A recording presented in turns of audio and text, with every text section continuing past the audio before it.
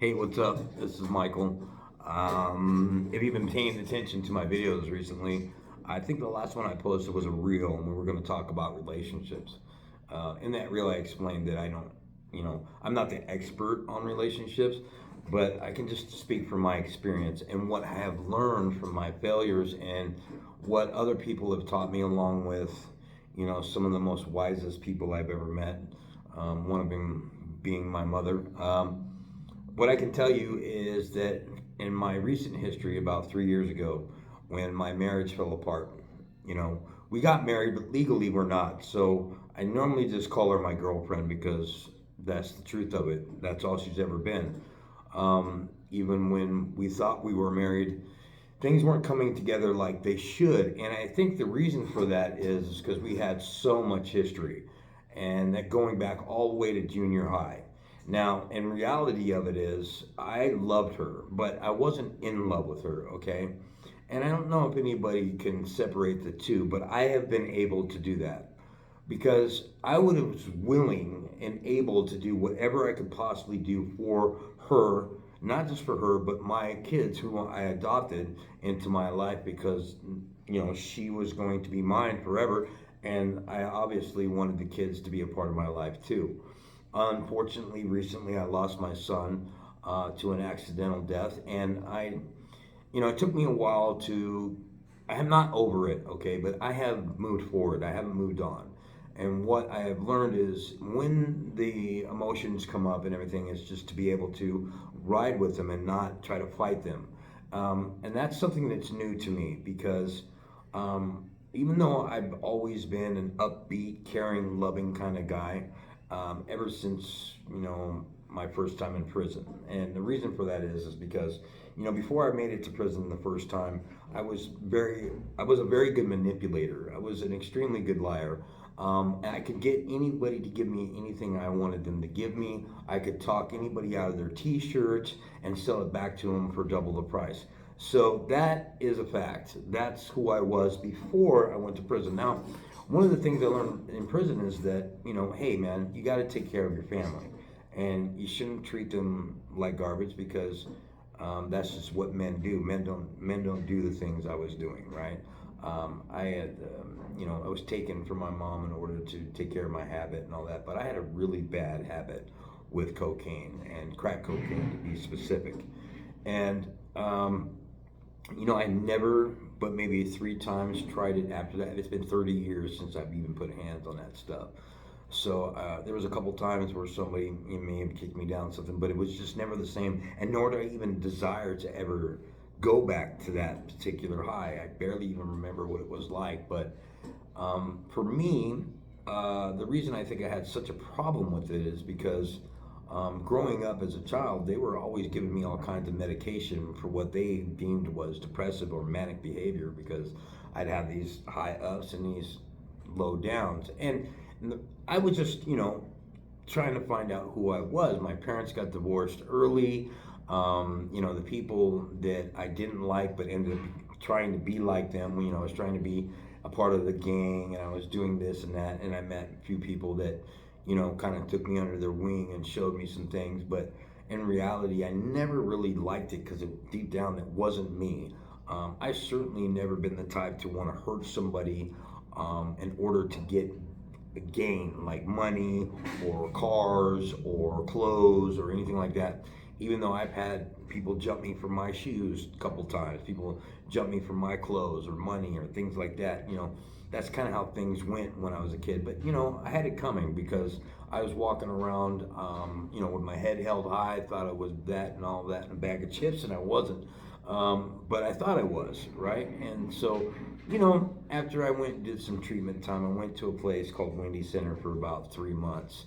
And during that time, regardless of what medication they gave me, in my mind, I was done. I wanted to come home. I missed my mom. I missed my family. But before I got there, I didn't know what to think. I was just kind of empty. And that's one of the reasons I went, because my therapist was concerned about where my head was at the time. And so, all this medication at that time was fairly new. I know they've been treating a lot of psychosis for years and doing everything from shock therapy to, incarceration to, being tied to a bed, being forced to do things you're not supposed to do, and medication. So I don't know the whole history of psychotherapy or what we've done to learn about the brain or the human, perspective or spirit or soul. But what I do know is that recently, even after all the crap I've been through, which would probably break most people, I'll be honest. But for me, I survived it only because I had my mom and I had my God. Two very important people that if I didn't have those things, I may have been lost forever. But by the grace of God, my mom took my phone call. She told me to suck it up. She told me to talk to certain people, which I did, and it changed my perspective.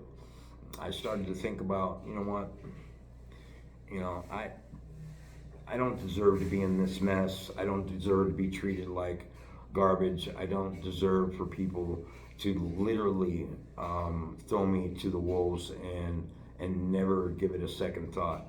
And that's what happened, right? And I was being blamed, and I was the scapegoat. Have you ever been a scapegoat before? I'm asking you a question. Think about this. If even when you were doing bad, you might have told yourself you deserved it, right?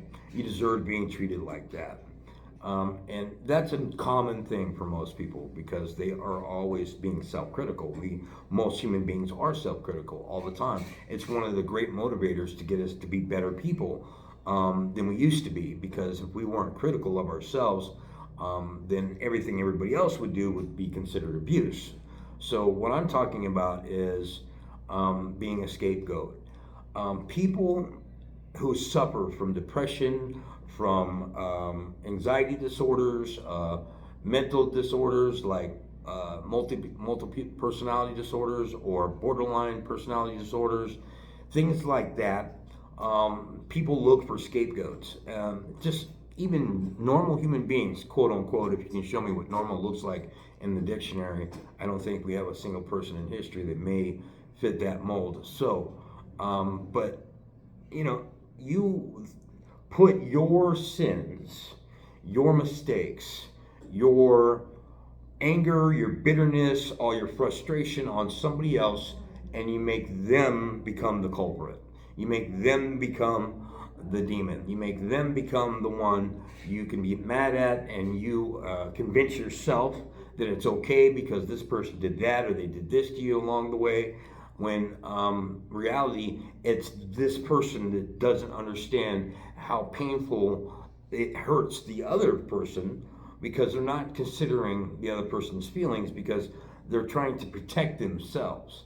Now, it's very normal to protect yourself by lying, by manipulating. It's one of the first two go-tos for people to go and in order to protect themselves, because they feel if they were honest, they're going to be judged.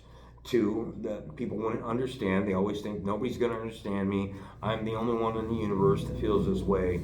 I'm the only one that's ever been betrayed. I'm the only one that's ever had my heart broken. I'm the only one that's ever been cheated on. I'm the only one that's had a drug problem. I'm the only one who doesn't get to see their family. I'm the only one that's lost a child. I'm the only one that's lost a brother. I'm the only one that's lost a sister and a daddy. These things aren't true, right? So in order to handle your problems, I believe, and when it comes to those situations, is in a healthy manner. Now, nobody ever taught me what that was. It wasn't like my dad was the good teacher. He wasn't a great motivator. He wasn't a great inspirationalist. He never taught me or made me feel great about myself. He was just kind of there. Now, at a young age, I've already accepted that my dad was an immature father and an alcoholic. And so I never blamed him for being who he was or what he was doing. What I ended up doing was accepting the fact that this person had issues, right? And basically, in order for me to make myself feel better, right? Like I didn't. Maybe one or two times I might have said, you owe me, dude. You're my dad. Where have you been? Maybe felt that way a couple times. I know I felt that way about my mom, but the reality of it, my mom had to hold it together during some of the toughest times in our family, and she was the rock. She was the rock. So I always gave my mom a pass. Even when she didn't deserve one, she got one because she was mom. And mom was always going to be protected by me and by anybody else in the family. None of us would try to take anything out on my mom. Now, when I was a kid, I would blow up and treat my mom like crap and manipulate her and do all that stuff because I wanted something from her that she wasn't willing to give me. So I manipulated her in order to get it. Now, that's something that children do, right? Because children haven't learned to cognitively think about what the issue is and how to handle their problems on their own.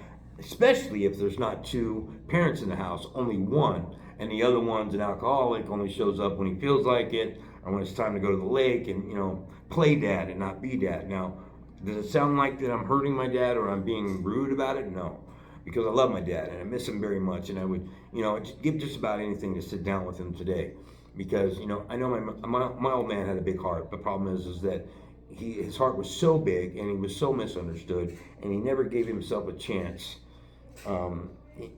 because of the status quo. I think my dad really suffered from that. He felt like he had to be something he wasn't, but he was really good at what he did, and he dove into that and drank himself to death, pretty much, several times. But fortunately, he was cleaning up and he was getting it together towards the end. And I think my dad actually went out happy, which is a blessing, because every time I talked to him, he was doing good. But he died 3 months before I got out of prison the last time, and I was doing 5 years flat. And I was like, dang old man, couldn't wait 3 more months until I got home. Well, that's just the way life is, right? I lost a sister when I was locked up. I lost some friends and some other things. But for me, one of the things that convinced me that I wanted to be with my girlfriend and I wanted to marry her is because I thought she would always have my back. Now, the reason for that is because I went to prison twice during our relationship as adults. We had relationships when we were kids. That was way different. We were kids. And she was there waiting at the gate the first time, and she was definitely waiting at the gate the second time. And when we first met, after 5 years of really not seeing each other, everything she said was on point. Everything I said was on point. All the forgiveness we needed, all the humility was there. Everything was perfect in my mind. I wasn't really expecting it from her, but she blew my mind. It was like God told her what to say to make everything right for me. And with that, I rolled with it. I wanted to save her again. It's always been like, I want to save this woman ever since we were kids, because I saw how things were going on with her mother, how things were going on with her uncles and aunts, how things were going on with her dad, how she had just deserved more than she ever got.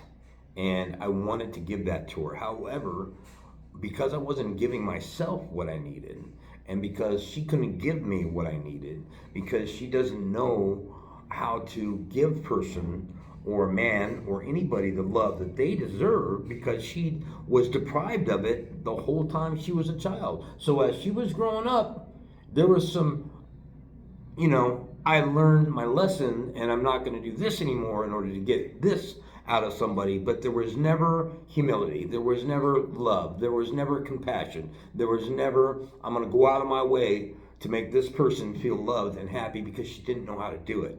And I can't say that I knew how to do it either, but I knew that what I wanted and what I needed, I never did get. And so rather than worry about my emotional needs or my needs from that person, what I ended up doing was just diving into work, or I was getting high, or I was doing something other than what I was supposed to do, so I could accept the fact that I'm miserable, because all the love and attention I'm giving somebody, and all the money I'm spending on this person, and all the hard work I've ever given to show this person that I care isn't being considered, because this person is so used to everybody dropping the ball on her. She never gave herself a chance to truly let herself go and be free, and to love and to enjoy life.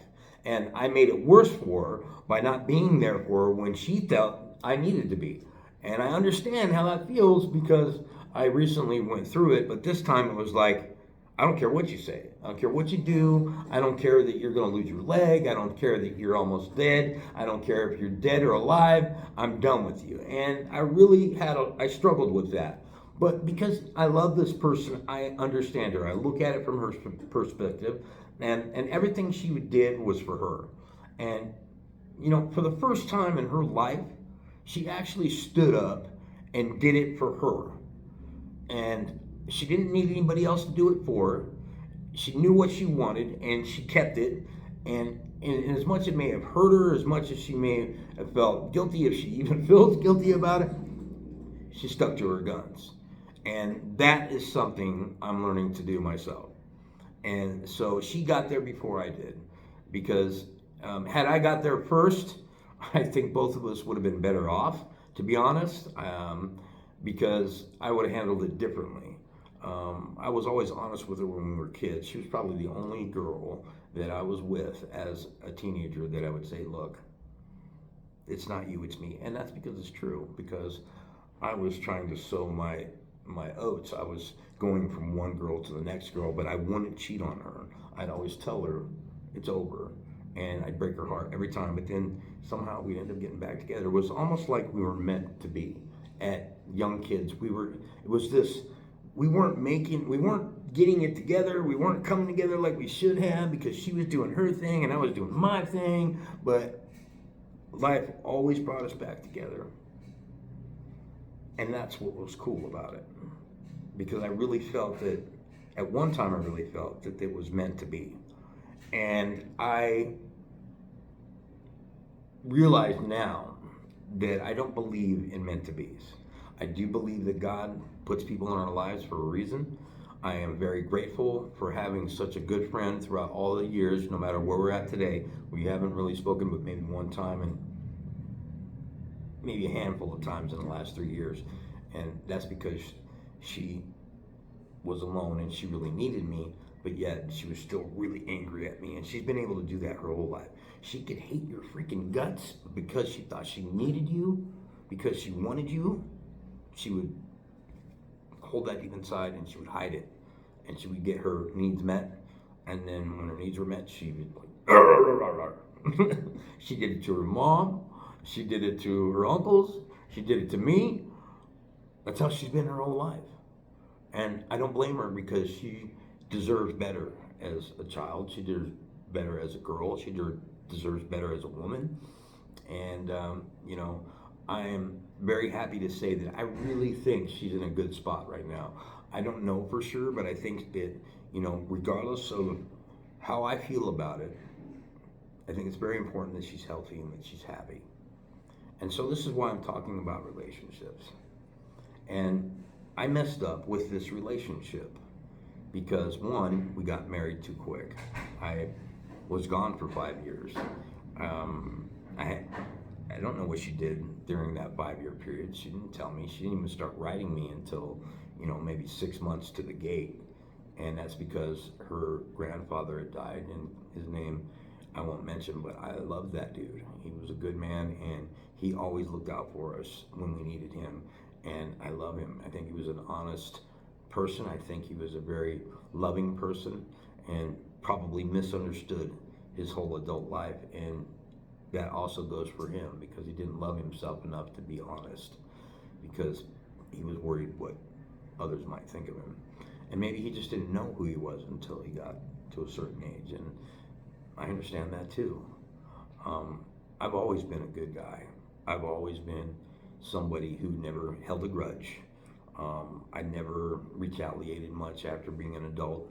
I never thought always thought that, man, I would like to get this knife and stick this dude, even my brother, but the reality of it, I never went that way. I always let that go and just figured out something else to do. So, apart from that, she wrote me, and, by right, she let me know that he was gone, because he was a part of my life, and I loved him. And she thought that was important that I should know, and then that's how it started. We started talking again after almost 5 years. And so by the time I got out, I was really excited about that. I was reserved, because I didn't know exactly how she was going to act when I saw her. But when I saw her, it was like, screw it, man. That's your love of your life. You're gonna get right back into this thing, and you're gonna marry her. And I loved her, and I showed her love, and I, made her understand that I was wrong, and I was sorry for leaving her, and because I made these poor choices that led in this direction. But she wasn't alone. I wasn't alone in doing it. She was right along with me the whole time. It wasn't like, she said, Michael, you just need to get together or we're done. She probably thought it a million times, but she wasn't going to be able to do it because she went with the flow just like she did when she was a kid. But this time was different. This time was completely different. And whether it was right or it was wrong, for her, it was the right thing to do. However, I want to help people to get past that. I want people to start being humble and honest, loyal, giving, caring. And you already have all these qualities, most of us do. And the ones that don't really suffer from really traumatic stuff in life, and we have some mental disorders that we need to deal with medication. We need to have therapy. We need to show them love and concern, and that's where I'm at. With Let's Start Something, it's really basically about changing the perspective people have about addicts. Okay, I'm an addict. I'm not an alcoholic addict because I really don't like to drink. I've had my share of drinking episodes. I've been drunk. I've been too drunk, and I made mistakes drinking, but it's not my thing. And so, because my thing is not legal, and my thing is not okay in my book either, I venture to say that this is probably something that we need to fix. Fentanyl was recently, and that's because I was going through pain. I didn't know what it was at first, and then by the time I thought I knew what it was, it didn't matter because I didn't know how dangerous it was. I didn't know where it came from. I didn't know why we have it, but we have it, and I was hooked on it. And I went from doing my drug of choice to this because it's the only thing that was helping me survive at the moment. And so that took a break, and now I'm hooked on something that I really didn't enjoy that much. But I was hooked. It was a matter of survival. So that was a lesson learned. And thankfully now I've been, just as of the 25th, that's the date we marked down as March 25th. So it's been 6 months, going on 7 months now that I've been clean, and by choice, which makes me really proud because before I wasn't going to stop anything I was doing because I've always been balls to the wall with everything in my life.